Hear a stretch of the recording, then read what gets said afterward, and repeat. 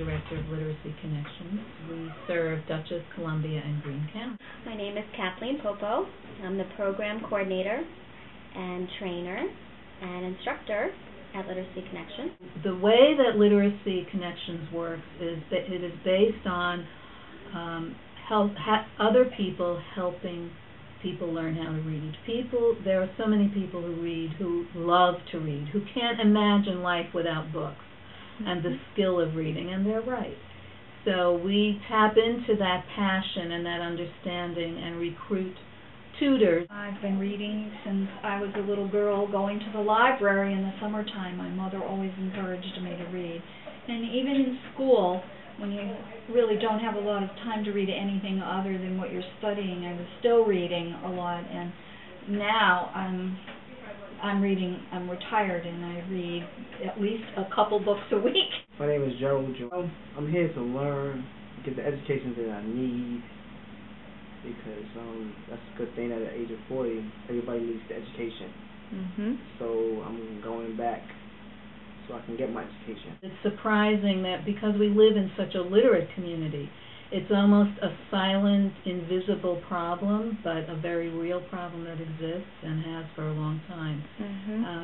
There are, unfortunately, many adults who are barely reading, who are considered functionally illiterate. In other words, they might recognize several hundred words, but they cannot read and decipher words. They can't learn new words, and they can't read for information. It started when I was younger. It was a real tragedy. It was like going in and out hospitals. Were you sick? Yeah, I was sick.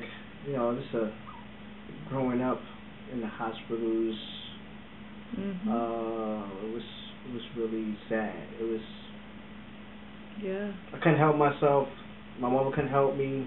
Nobody could help me. It was one of them things that when I was born, I came with a birth defect. But there were years when, as I got better, but I tried myself to get into the books more, to get help more. I couldn't receive it. It was more like less than people shut me out.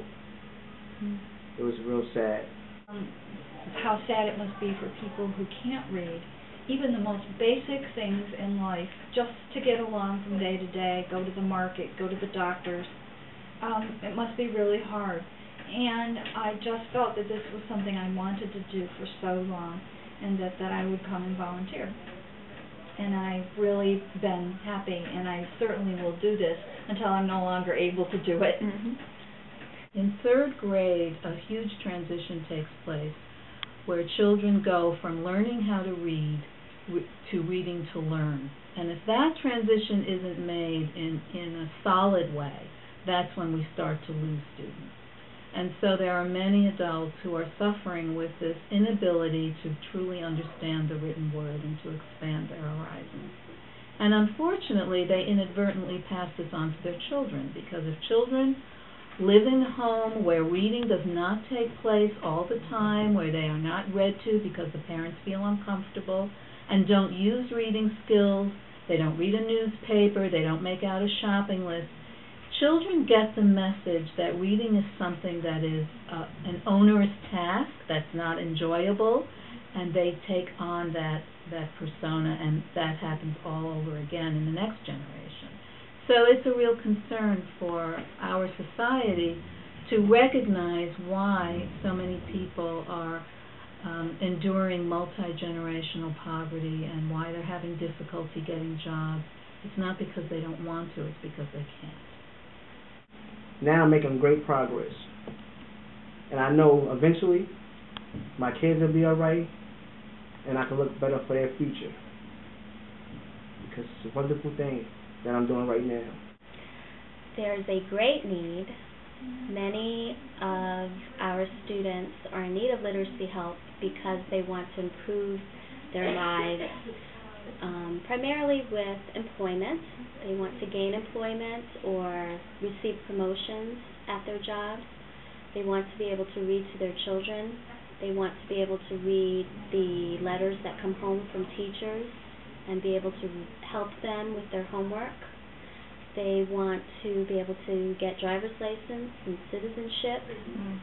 They want to just improve themselves and build their self-esteem.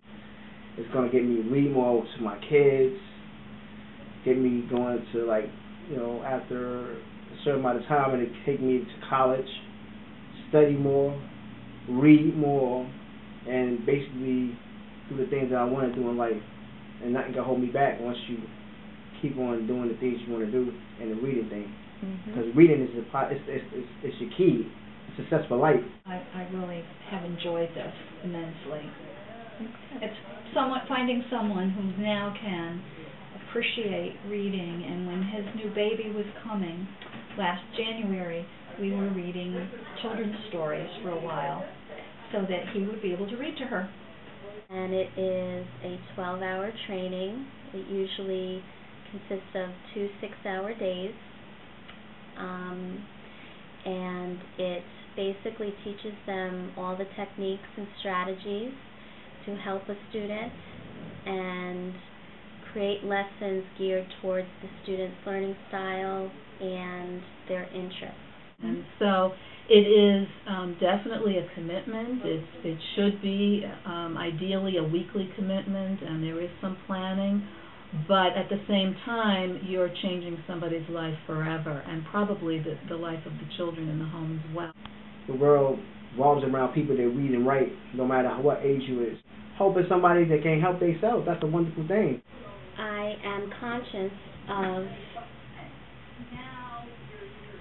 becoming an advocate for some of these students, and sometimes it's just them coming into the office with paperwork that they need help with, or an application for employment that they need help in filling out, or becoming a reference on an employment application. It is one of the most rewarding experiences. Someone once said it was like watching the light come on or the sun come out, because all of a sudden their student really got it. They could understand words, they could decipher words, and the sky's the limit when you can read. I have many volunteer tutors that come to me and just have great experiences with their tutors, gaining citizenship, helping them pass their driver's exam, and just being able to become more independent in their everyday living. Now, when Martin is, decided that he's, gone as far as he can go, I definitely would like another student. The other advantage of being a literacy tutor is that you can set the time and place and even the location that's convenient for you and your student. So, for example, if Tuesday afternoon works for you, we help you are matched with a student that Tuesday afternoon works for them. You work that out together. And so there isn't a prescribed day and time of the week, and so you can fit it into your schedule. We have tutors who commute on the Metro North to New York City and use that time on the train to do lesson planning and other work for literacy. Oh, wow. So, you can really fit it in if you want to, and it's really a wonderful experience. Very. Okay, she is very sad. Yeah. Very. People need to read and write a good start in life. It doesn't matter how old you is. Like I said, it doesn't matter. You can get the help from people from outside to help you. It's a beautiful thing.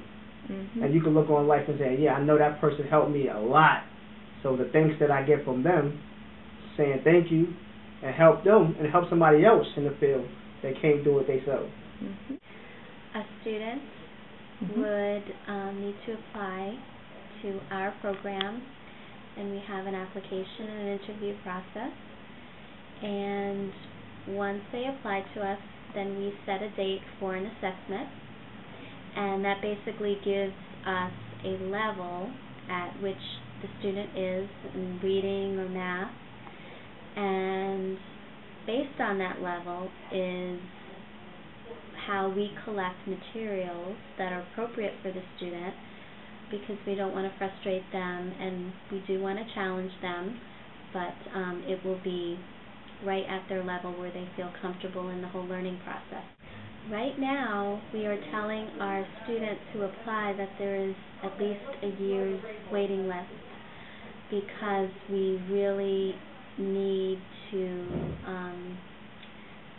recruit some new volunteers, and we are getting the word out there, and we have a recruitment campaign going on right now, and we're hoping to raise our volunteer base in Columbia and Greene County and Dutchess as well.